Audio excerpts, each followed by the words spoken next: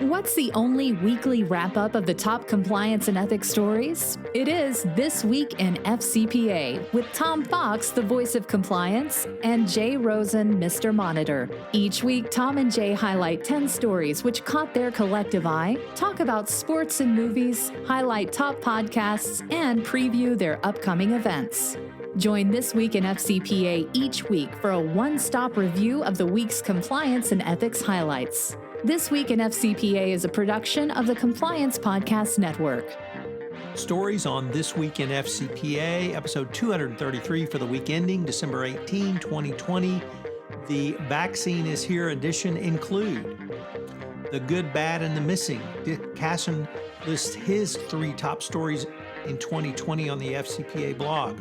Are you ready for the EU Whistleblower Directive?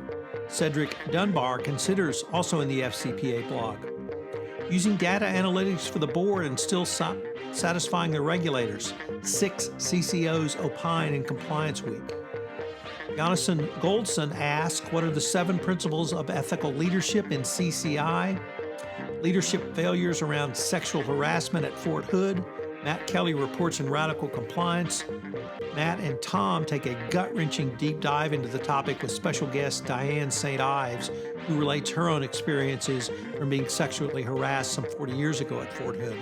The SEC and SARS, Thomas Gorman in the SEC Enforcement blog. Congress approves a new AML law, Jack Hagel in the WSJ Risk and Compliance Journal. Ephemeral messaging, lawyers from Debevoise and Plimpton. On this month in the Compliance Life, we have episode 3 of our 4-part series with Kim Yapchai. On the Wirecard saga, this week's episode includes Who Watches the Watchers. Please note, Jay and I will be off next week for Christmas Day, and we will have a special end-of-year edition the following week. Hello, everyone. This is Tom Fox, the voice of compliance, back again with Mr. Monitors himself, Jay Rosen, for This Week in FCPA, episode 233 for the week ending December 18th, 2020, The Vaccine is Here edition. As Joe Biden is formally elected president by the Electoral College and COVID-19 vaccine arrives in spite of the FUBARs of the Trump administration, Tom and Jay are back to look at some of the week's top compliance and ethics stories which caught our collective eye. What say ye, Jay? I'm not sure if you're aware of this or not, but I believe Joe Biden was elected president-elect. Have you heard something about this? We don't get that kind of news in Texas. All right. Why don't we jump into the weekly happenings now? Well, Jay, one of the traditions in the FCPA blogosphere world is to review the top stories of the past year, and Dick Casson usually leads with a pre-Christmas roll, and he did so again this year with his 3 top stories of 2020, which he subtitled The Good, the Bad, and the Missing.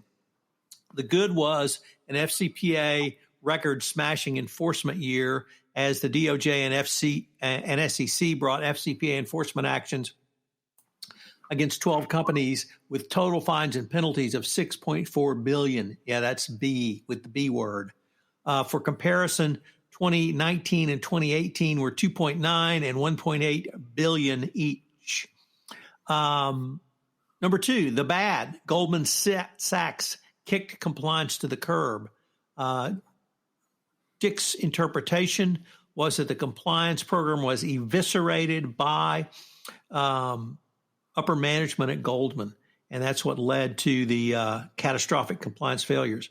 And finally, the missing, and typically we don't see that topic, but Dick thinks that FCPA enforcement against Chinese companies is really at a low nadir. And of the 64 actions, some happened in China, but there were no Chinese parent companies appearing as FCPA defendants. The shorter answer is they're beyond the reach of the U.S. law, which makes it difficult to fully police the FCPA. So he did acknowledge that there were some other stories in 2019, something called a Rovid and a Roronavirus, but he didn't find those to make his top 3. All right. Also coming to us from the FCPA blog, how to prepare for the EU Whistleblowing Protection Directive. This comes to us by Cedric Dubar. The EU Whistleblower Protection Directive sets out minimum standards for how organizations should handle whistleblowers, respond to reports, and protect whistleblowers. Member states are obliged to adopt the directive into their national legislation by December 17th of 2021, which is right around the corner. By creating an ombuds function, the scope of the directive may appropriately tackle one of the key principles in the directive. If structured properly within an organization, the ombuds function can ensure that reports are followed by competent personnel and that they maintain a significant level of independence and neutrality. The ombuds function can provide many other advantages to an organization, including instilling more trust into the system, allowing better management of whistleblower reports, providing better information to management and the board, and advising organizations on how to improve its policies, procedures, systems, and internal governance.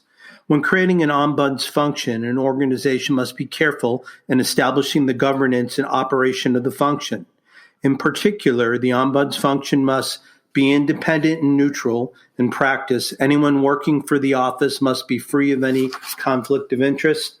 You must have adequate authority. The ombuds function must have full support from senior management, ensure confidentiality and non-retaliation, and have the necessary competence and resources available to perform its duties. By following these principles ahead of time, hopefully companies will be able to comply by the deadline of December 17th, 2021. Jay, next up we had an article in Compliance Week where there was an interview with 6 senior compliance practitioners who shared big picture thoughts on how their companies are using data in the context of regulators' increased expectations and what the board's expectations are at their companies. And it's a variety of practitioners, both in commercial corporations, university setting, financial institutions, healthcare, and the energy space. And what it really showed, Jay, is that many companies are moving data analytics to a more central place in their compliance programs.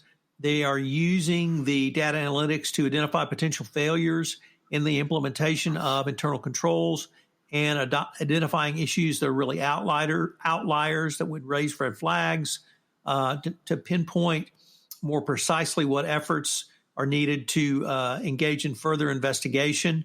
And I think the part around the regulator's expectation is fairly well known now, particularly with the release of the 2020 update to the evaluation of corporate compliance programs, and that companies, most notably compliance officers, have to have access to data, and that data analytics will be increasingly important should a company be in a position where it needs to explain or defend its compliance program. So a really confirmation of, I think, what a lot of people thought, and certainly data analytics will be more at the forefront as we move into 2021 and beyond.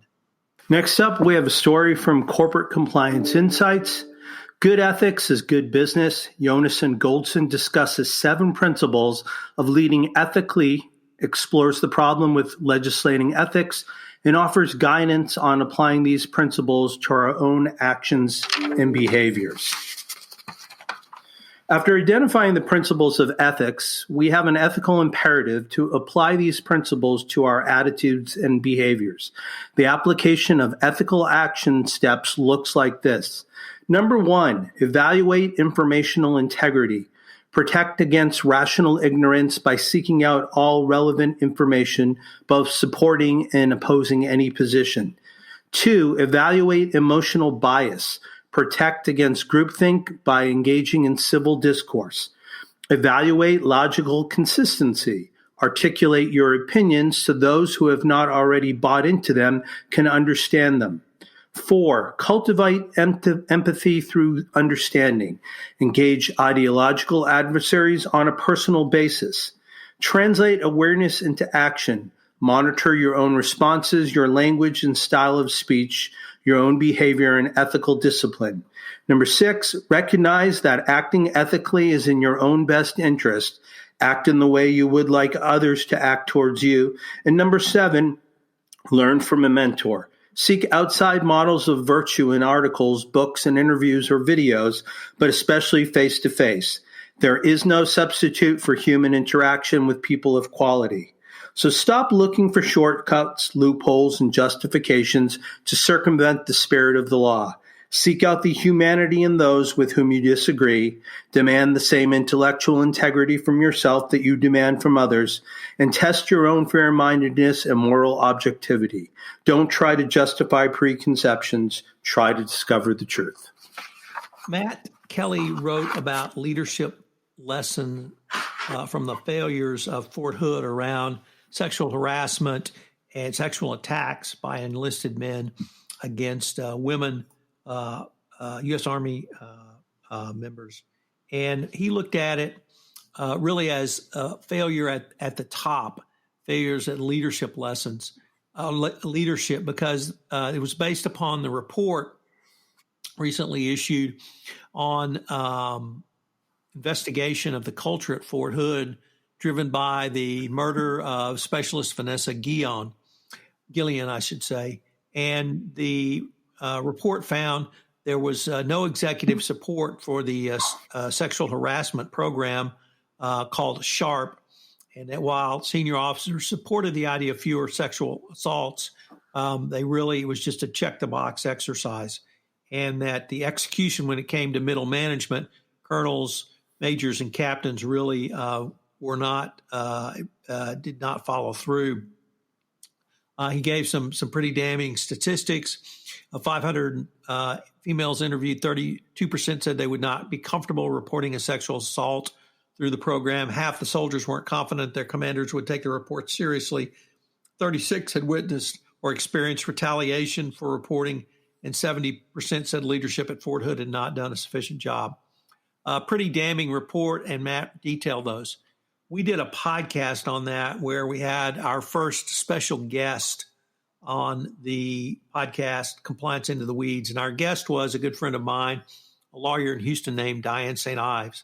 Diane's a retired U.S. Army officer, and she had actually served at Fort Hood in the late 70s and early 90s. She was the first class of women in the integrated services.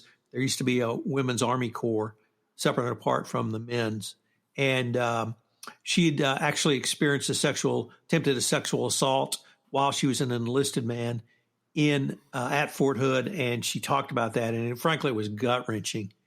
This is 41 years later, and she could still talk about how he smelled and the sounds that he made. And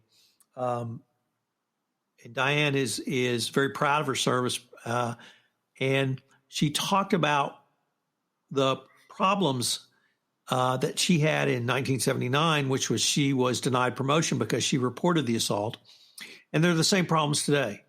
And she really thinks, obviously we can do better and we have to do better, but she has really come around to thinking that it's so bad that she is almost in favor of a segregated Army again from gender.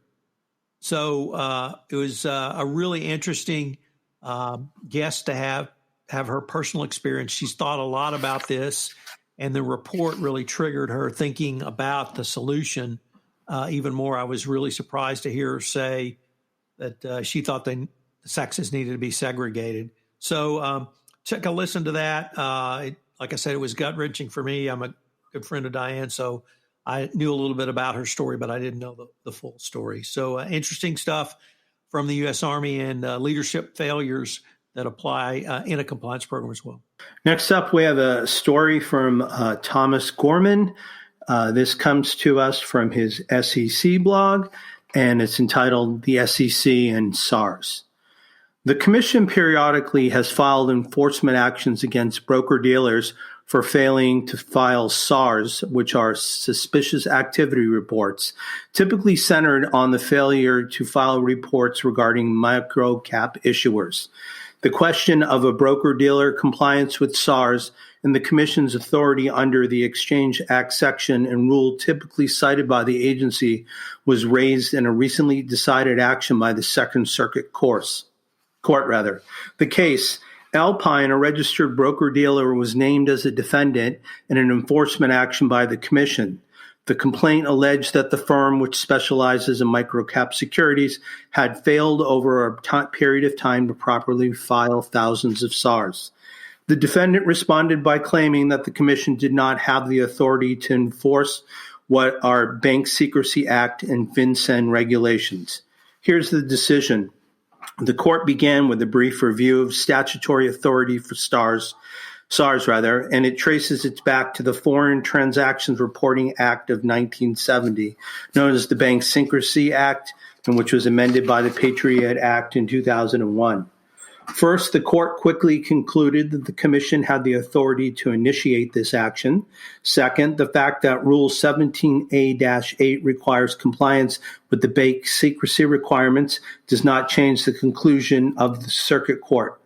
The determination of the agency and the action is tied to an express delegation by Congress of authority to determine which reports from covered entities, including broker-dealers, are necessary and appropriate.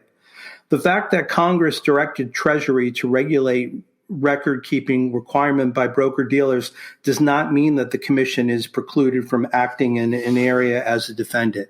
So here's the comment. In Chevron, the Supreme Court's seminal decision on rule writing makes it clear that if Congress delegates authority to an agency to write rules, the provisions written must be within the ambit of authority granted. That does not mean that incorporating yet-to-be-written rules by FinCEN in the future are within the text of the Exchange Act rule writing authority. Finally, just how an Exchange Act rule incorporating to be written in the future rules authored by FinCEN complies with the APA is unclear. To be sure, each version of the Exchange Act rule was subjected to the notice and comment required. While the process adopted essentially a shortcut, it may be efficient and may even yield desirable results, but in the end, it's not in accord with the statutes. We have a new AML law that's been passed by Congress. I think we've touched on this in earlier podcasts, but we actually have it now enacted.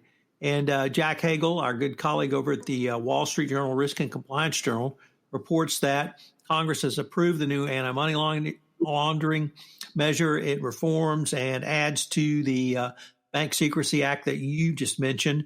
It was part of the National Defense Authorization Bill, and it changed the rules around beneficial ownership, which is something that many in the compliance community and indeed the enforcement community have been lobbying for some time. We're a little bit embarrassed to say the ABA had opposed this up until this year. But the bill requires certain specific information around owners of corporations.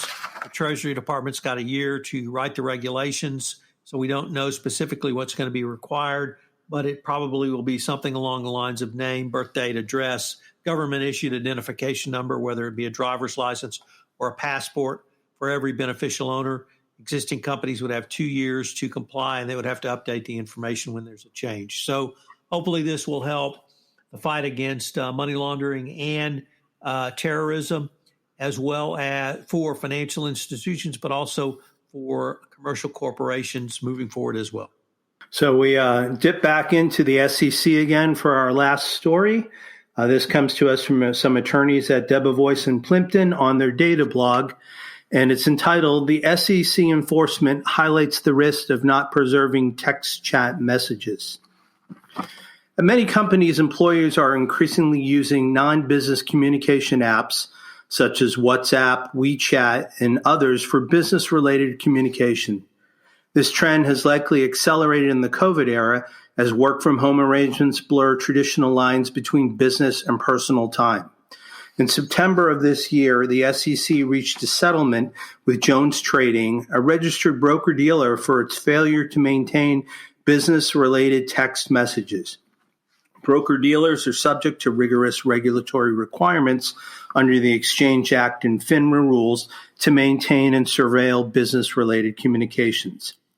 In connection with an enforcement investigation unrelated to the firm, the SEC sought records from the firm and found references to text messages discussed in the firm's business. The Jones Trading enforcement is based on the violation of the requirement for broker-dealers to retain business-related records. In general, there are several compelling reasons for companies to limit business-related communications to company systems. For security, companies lack control over cybersecurity and privacy of employees' personal apps. In terms of discovery, companies' servers generally do not capture employees' communications sent or received through personal apps. And in terms of monitoring required regulatory record keeping, to the extent that a company is subject to regulatory record keeping requirements or monitors business communications for other compliance, regulatory or cybersecurity purposes, that this monitoring process is unable to review communications on personal apps. So for these reasons, many companies simply just prohibit the use of personal apps for business communications. Business records versus disposable data. These policies often distinguish between records, which must be preserved, from disposable data. Then there's another classification of primary versus secondary communication.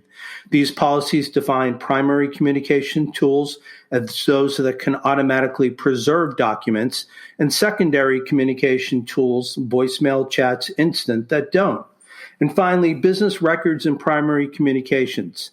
Having defined business records and primary communication tools, the policies then provide that employees should generally use only primary communication tools. Some company policies also include a requirement that once the business record is transferred to a primary communication tool, the employee should consult with the legal department about deleting the document from the app. The precise scope and wording of a company's messaging policy will depend on several factors and will implicate a variety of legal, HR, business, IT, and reputational considerations. But tailoring policies to match the behavior of employees, the applications that they use, and the expectations of the regulators can reduce much of the regulatory risk. It can also reduce conflicts with employees when their devices have to be searched for company-related communications. Jay, we had, moving to some podcasts I wanted to highlight, a couple. One is episode 3 of a 4-part series with Kim Yapchai. She's now the Chief Counsel, Environmental, Social, and Governance at Tenneco, Chief Compliance Officer as well. In today's, this week's third episode, she talks about moving into the CCO chair and what were some of the things she wanted to do when she moved into that chair. That was at Whirlpool. And we talked about what's it like to work for one of the U.S.'s most iconic consumer brands, and what sort of pressure does that put on you to get it right? Because if you've been around 100 years, you better be around another 100 years. So a great interview with Kim. It's a great series. I hope you'll check it out. And then in episode 14 of the Wirecard saga with your colleague, Mikhail Ryder Gordon, our topic this week was who watches the watchers. As always, Mikhail did a great job. And if you're into Wirecard, if you're into fraud, if you're into nefariousness at the very highest level with an English accent, this is the podcast for you. What is happening on 31 Days to a Better Compliance Program, Tom? Jay, on 31 Days, we continue the month of December in training and communications. On Monday, we took a look at communications through persuasion. Tuesday, multiplying the influence of compliance. Wednesday, communicating across cultural boundaries. Thursday was asking questions to boost your compliance program. And on Friday, we took a look at Twitter and 360 degrees of communication. This podcast has its own iTunes channel. These podcasts are relatively short, so you can line them up and listen to them. And check it out. I know you will get something out of it. We've got a big announcement coming in January around the podcast series, so stay tuned for some big news. And I know you had one other podcast that you wanted to point out. Can you tell our folks about what you and Megan Doherty are talking about? Right. Megan Doherty is a crazy Canadian, Star Trek uber fan. Most interestingly, though, of later series, which weren't my favorite. But nevertheless, she's a huge 6 of 9 fan, so how can you go wrong? She's also the co-founder of One Stone Creative, which does a lot of podcast production work. And she put together just a fabulous report, she and her team, around the state of business podcasting 2020. And I told her, well, we've got to do a webinar on it. So we did. And we posted that webinar as a podcast this week. I linked to the full recording. Also, if you go to her site, you can request a download of the full report. And I would encourage anyone who's interested in podcasting to do so. They had a lot of information that Megan was able to cull, which frankly surprised me about podcasting. So if you're thinking about starting a podcast in 2021, you'd like to start a podcast, give me a shout. I'd love for you to come on the Compliance Podcast Network. Megan can help get you started with she and her team. So check it all out. So on that line, if you need to contact Tom, he can be reached at tfox@tfoxlaw.com, just like it sounds. And if you need to reach me, Mr. Monitor, I can be reached at jrosen@affiliatedmonitors.com. So we are very hopeful and excited that the vaccine has arrived, and we hope that it is swiftly moved out among those populations who are at risk, and we can start seeing some relief. Right now, we are under lockdown in Los Angeles. What's it like in Houston, Tom? So we're supposed to be being very careful. The governor will not let the county judge lock us down, but we're being as safe as we can here in prestigious West Harris County in the hamlet of Cypress. All right. Well, we hope that everyone who's listening to us is safe and well and healthy. So we'd like to tell you, Tom and I, we're going to get together with you the week of the 31st, and we're each going to take a look at the top 5 stories that caught our eye in 2020.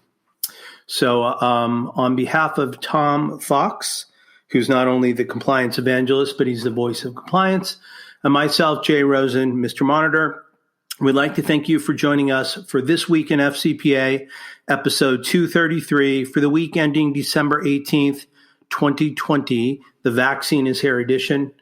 We hope you're all safe and well, and we look forward to speaking to you in a week or so. Thanks. Hello, everyone. This is Tom Fox again. I'd like to thank you for listening to this episode of This Week in FCPA. If you have any questions, you can email Jay at jrosen@affiliatedmonitors.com. You can email me at tfox@tfoxlaw.com. I hope you'll join Jay and I again next week for another episode of This Week in FCPA. This Week in FCPA is a production of the Compliance Podcast Network and a proud member of C-Suite Radio.